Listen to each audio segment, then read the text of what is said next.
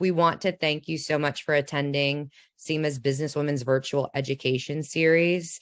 SBN's Resource and Events Committee has been hard at work to provide additional resources for our members to make sure that we're enhancing, your professional path and career and giving you opportunities to be connected to each other and other industries as well. So be sure to check out all of our series on SBN's website. Nicole will add a link in the chat today as well as in a follow-up email. In today's session, I'm so excited that we have Karen Nutter, a professional trainer, executive coach, and author and founder of CBK Advising, which is based out of Jacksonville, Florida, to talk to us about emotional intelligence. Karen is a certified emotional intelligence analyst and a certified master's coach. Her first book, The Power of EQ, Strong Leadership Through Emotional Intelligence, offers insights and direction for readers to understand and develop emotional intelligence. She writes about maximizing professionalism and life skills with the ability to understand, use, and manage behaviors, communication effectively, and empathize with others and diffuse conflict. I, for one, am incredibly excited about Karen's presentation today. She's going to be talking to us for about 30 minutes before we're going to move into breakout sessions. Throughout our session today, please feel free to connect with each other via the chat. And then also in the breakout portions, we really want to make sure that you get the most out of this connective feature. The series has been designed to facilitate peer-to-peer networking within small groups. So take advantage, talk, chat, provide your insights, and ask questions. Also, using the chat feature, you can feel free to ask questions throughout the presentation. Karen has stated that she does not mind questions throughout the presentation, so don't feel like you have to hold for me to cue you to ask them. So definitely use this as a chance to build and connect. Karen, I'm going to turn it over to you. We're incredibly excited, so let's get started. Oh my gosh, I don't know who wrote that, but Jacqueline, thank you. That was very Of course. I appreciate it. So welcome everyone. I'm excited to be here with the SEMA group. And what are we going to talk about today? Oh my God, emotions. They're driving me crazy. Well, how are your emotions today? Are you feeling happy, sad, angry, afraid, maybe ashamed? Why don't you tell us in the chat how you're feeling? If you're not sure, I can give you some extremes. If you're feeling happy like I am, right now I'm overjoyed because I love talking about emotional intelligence. Or if you're happy but you're not elevated, maybe you're just contented or glad. If you're sad, maybe you're depressed. The lower extreme of that could be unhappy, moody, or blue. How about angry? If you're angry, are you furious and enraged like you could scratch off the screen? Or are you perturbed and annoyed? You just had a conflict with an employee. Who knows? How about afraid? Are you terrified? Hopefully the boogeyman didn't just crop in your office. Or are you cautious and nervous? Maybe you're a little worried. You're going to see somebody on here you don't know, and you're hoping that your image looks good.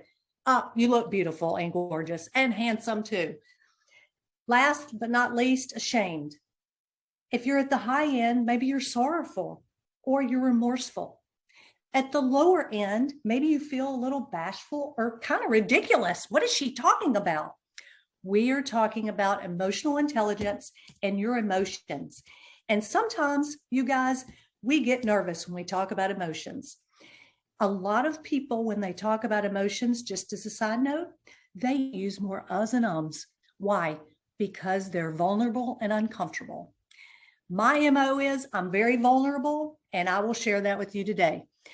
The discussion objectives are these. Take a look. Let me just tell you at the breakout, you may want to take notes beforehand because at the breakout, you're going to have to document and tell your group something. So you may want to take notes. I know you don't want to be left standing without anything to say. And last but not least, hopefully you can walk away with 3 ways to increase your EQ personally and professionally, because let's face it, we spend a lot of time at work, but we love spending a lot of time personally, having fun. So if your emotional abilities aren't in hand, in other words, if you're not self-aware of how you're feeling right now, it can be distressing. I had a client one time who had no idea how she was feeling. I would say, how are you feeling? Fine. But what emotion are you feeling? Good. It could never get deeper than that. Well, guess what, folks? Those are just kind of subtle emotions. They're not really emotions. Let's talk about emotions. What is the benefit of learning about this? Well, as you can see, people with a high IQ outperform those on an average IQ test only 20% of the time. Let's talk about emotional intelligence. 80% of success in life depends upon your emotional intelligence. How do I know that? I've watched it happen. We have two executives. This is Tom. This is Fred. Not very handsome, but they're both here. Tom and Fred, they're both up for a promotion. Tom doesn't have a master's, but Fred does. Tom is very well liked and has a lot of empathy. So over here. Who do you think is going to get the promotion? This guy just went in the tube. Yep, that's why we want our emotional intelligence to increase. And by the end of today, you'll know a few tips that can help you increase yours. People with a high degree of emotional intelligence make on average $29,000 more per year than people with a low EQ. Employees are less likely, by the way, 400% less likely to leave their job if they have a high EQ. And that's in a study from 2003. You could say, okay, that's a long time ago. Okay, cut it in half. 200% of the time, they're more likely to stay. 90% of high performers are high in EQ. EQ can be developed. So if you're low, if you don't know how you feel, if your empathy kind of, the good news is it can improve. IQ rarely improves. That's the best news. So let's keep up with good news. Here's my definition of emotional intelligence. I'm not going to read the slide to you because you folks are smart and can read it yourself. This is actually the definition from my book, so feel free to read for a moment. Did I mention take notes? I meant to mention take notes. Please take notes, very important. Hey, you guys, what do we have in the chat box? I see lots of action going on. How are those emotions? Does anybody see them? So we have people who are excited about life and possibilities, people who are frustrated, overwhelmed, hot. I understand that. On the East Coast, we are definitely having a hot wave right now. So a mixture of emotions today, Karen. Okay, well, that's good. That means they're thinking. I like it. So it's not about your IQ. I'm glad that all of you are smart. I'm glad that all of you have all these letters behind your names, but it's more important to have a high EQ. Those folks are more empathetic, they communicate better, and they go farther in life. Let me give you an example. Jobs with low complexity. Let's talk about a mail clerk. High emotional intelligence staff as a mail clerk were found to be producing 3 times the output of those with a lower EQ. 3 times. Jobs with a medium complexity, like a mechanic or a salesperson. Highly emotional intelligence staff, they were 12 times, I don't have that many fingers, so I'll go 10 plus 2, 12 times more productive than those with the lower levels. Okay, last one. That was 2 of them, right? I hope y'all are taking notes. Jobs with the highest level of complexity, physicians, account managers, that high emotionally intelligent staff were 172 times more productive than those with the lower level of EQ. I don't know if you guys are good at numbers. I'm not great at numbers, but I know enough to know that's some big stuff. So it's not your IQ again, it's your EQ. Okay, what is emotional intelligence not? It's not all these things. So if you said you were happy, kudos, because guess what? I'm very overjoyed today, but that's not my emotional intelligence. Here's what people with low or weak emotional intelligence experience. If you have one of these, write it down. Be vulnerable. Maybe you blame others when you make a mistake. Maybe you're not a good listener. You interrupt. Maybe you have sudden emotional outburst. Empathy's not your thing. You stress easily, you hold grudges, easily offended, all of that kind of stuff. By the way, Wayne Dyer made a comment one time, and I will never forget it. And I want you guys to think about this. Happy people never look for reasons to be offended. Don't look for a reason to be offended. Someone doesn't hear you. They're not trying to be ugly. They can't hear. They need a hearing aid. Someone upsets you. They didn't mean to. Don't look for the reason to be offended. Assume everybody's from a positive viewpoint. Assume everything is okay, and you'll have less stress. Characteristics of strong EQ. Which of these are you great at?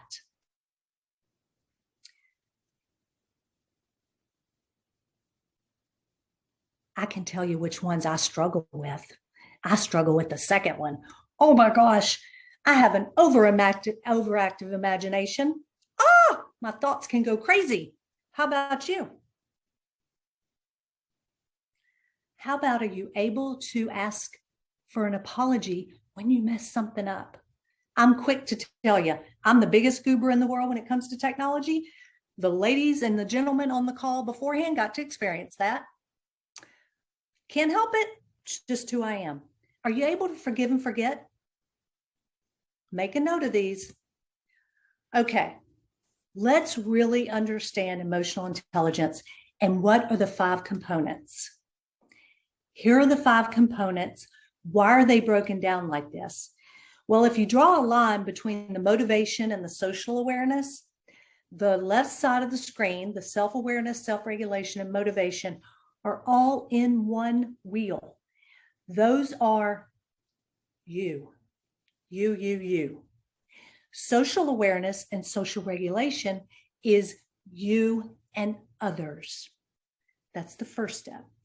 Step number 2 is understanding the definition of all of these. Let's review it. Self-awareness is the ability to recognize and understand your moods, emotions, your drives, as well as how they affect others. Again, it's all you. Self-regulation is the ability to control or redirect these disruptive impulses and moods, and the propensity to suspend judgment and think before you act or react. A lot of people struggle with this one. Well, somebody pointing at me? Oh, yes. Okay. The third one is motivation. This one is a passion to work for reasons that go beyond the external drive for knowledge, resourceful surroundings. Will you show up to work even if you're not getting paid? I will. My motivation and self-awareness are my highest. My motivation is off the charts. Okay, so let's get to where you are yourself and others. Now we're looking into social awareness and social regulation. Definition. I know you're taking notes. Good job. Social awareness, the ability to understand the emotional makeup of other people and how your words affect them. Wow. Social regulation, the ability to influence the emotional clarity of others through a proficiency in managing relationships and building networks. This happens to be one of my stronger ones. I can help. I can help with all these, even the ones I'm not great at. Self-awareness. Know how you're feeling and why you're feeling that way. Self-aware people. We speak with candor. We admit our mistakes, thirst for constructive criticism, and exude a quiet confidence. Remember Tom and Fred? This guy over here exudes a quiet confidence. He's the one that's going to get promoted. He also admits when he's wrong. He even takes credit for his team's effort when it was all him. He admits, I made a mistake, when really it was someone on his team. You see, he's very self-aware and willing to go to bat for his team. How do you know if you're low? You feel negative, anxious, or stressed, and you have no clue why. Now, you could feel those things right now, but you know why. You just had a horrible conversation with your boss. If you know why, then you're okay. It doesn't mean you're low in self-awareness. How about you're not in touch with bodily sensations you experience in response to emotions? Okay, you get fired, your lower back hurts. I don't know why my lower back hurts. I don't know what happened to me today. Gosh, did I hurt myself? Did I fall down? No, you just got traumatized by losing your job. Listen, those emotions affect every piece of this body of yours. So don't forget that. Okay, here's the solution. I love solutions. I hate problems. I love solutions. Here's your strategies. Pick 2 that you're going to start working on today, no matter what. Pick 2. I'm going to give you 10 seconds to write them down. Do I see some writers? I saw a couple pens. I didn't see any writers. Okay. Oh, yep. There's some writers. Good.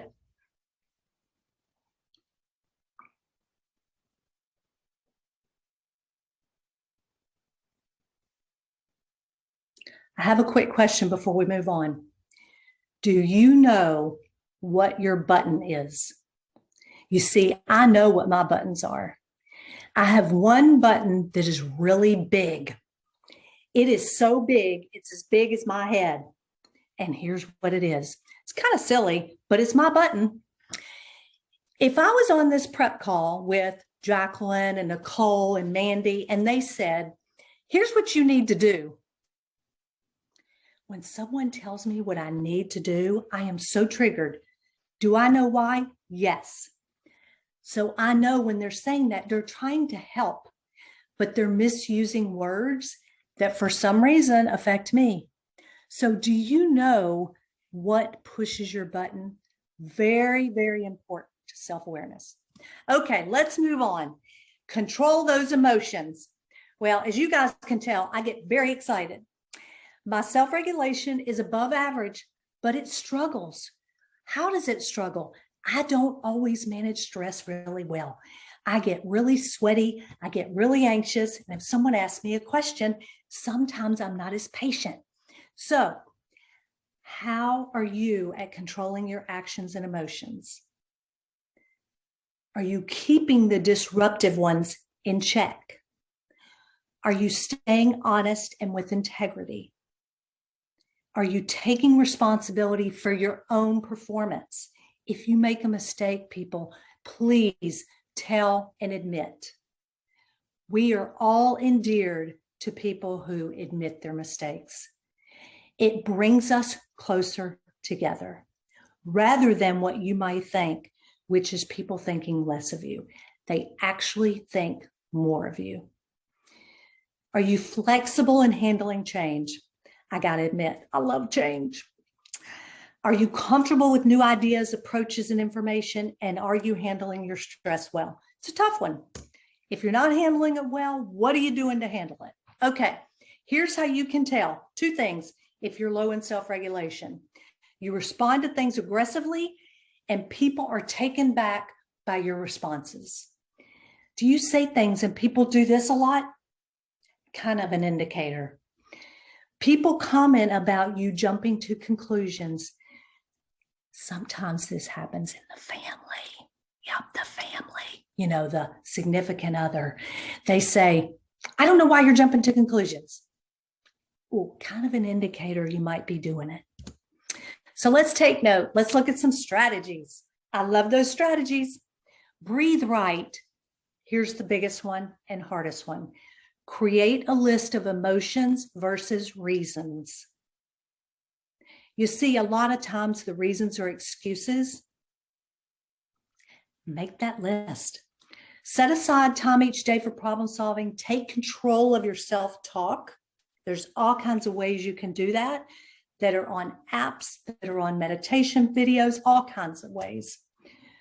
Focus your attention on your freedoms, learn a valuable lesson, accept that change is, listen, there's one behavioral style that hates change.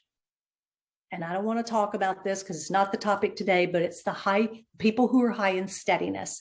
They dislike change very much. It makes them very nervous. It affects their security. So if you're one of those people who love security, you love knowing everything's going to be the same every day, you probably don't like change. But know that nothing remains the same. And so it's just life. It's not at you, it's around you.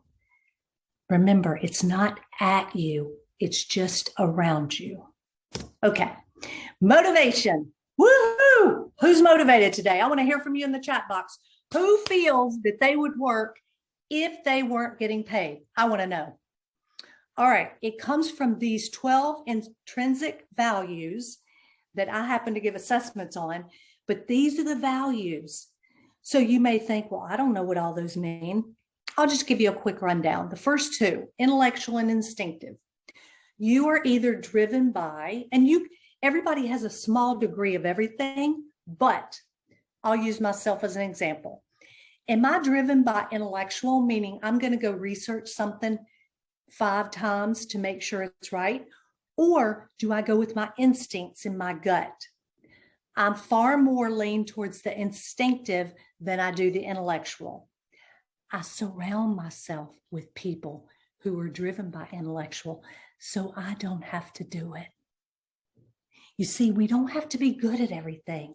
We have to find people who are opposite us, who can help us validate what our instincts tell us. I'll do one more. Okay, let's look at resourcefulness or selfless. That's on the right-hand column in the middle. Why did I pick that? Because a lot of people think they're driven by money, which is resourceful. People who are high and resourceful are driven by money, time, a return on investment, those types of things. If you're selfless, it doesn't mean you're going to give away the bank.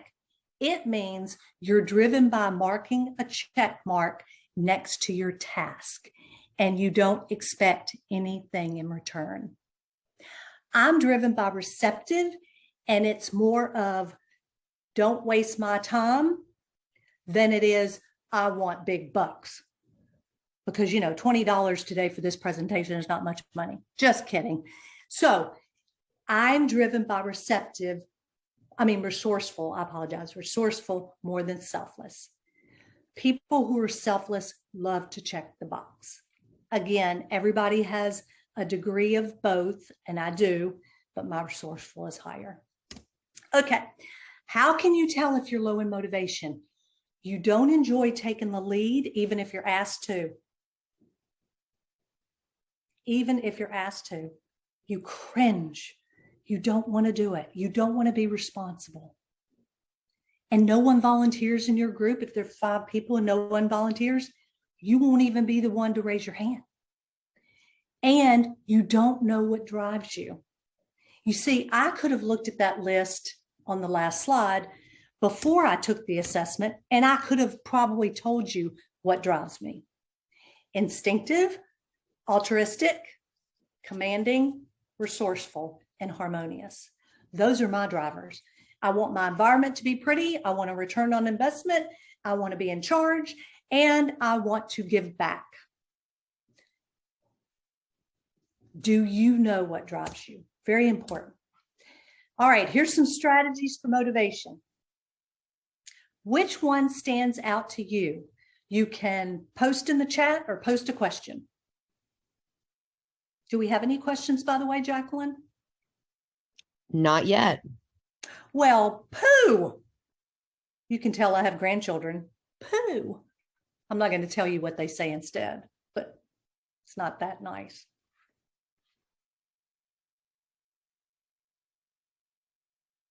Anybody have a comment on this? If you don't feel you're motivated, pick two.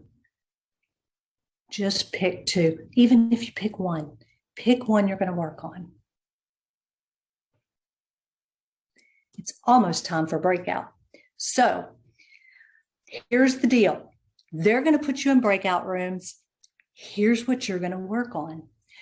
You are going to hear from each other which component in the self category do I feel is my weakest. Is it self-awareness, self-regulation, or motivation? And what the heck am I going to do about it? That's your question. Of the three we've gone over so far, self-awareness, self-regulation, motivation, which one do I feel is my lowest? And what am I going to do about it? Verbally committing it to your group of peers will help you be accountable. I think we're going to give you 5 minutes. So please enjoy your groups. I can't wait to see you when you come back. And thank you so much for an incredible session. It was so great. And I'm so happy that we were able to have you to educate us on this topic. Our next session is actually going to be held on August 18th with Christine Fruel, who's the Chief Commercial Officer at Honeywell, on how to earn a raise and how to maximize your role for success. Nicole is going to put a link in the comments chat section for the SEMA Virtual Education webpage, so you can go ahead and look at the events and register for them now. We want to thank you all so much for attending, participating. The way you get the most out of these sessions is when you ask questions and you network. We encourage you to connect with each other on LinkedIn. We build a more powerful network when we connect together. So thank you all so much. Again, Karen, thank you so much for your time. And thank you. Everyone have a great rest of your week. Thank you. Thank you. Bye. You guys do the same. Thank you. Bye.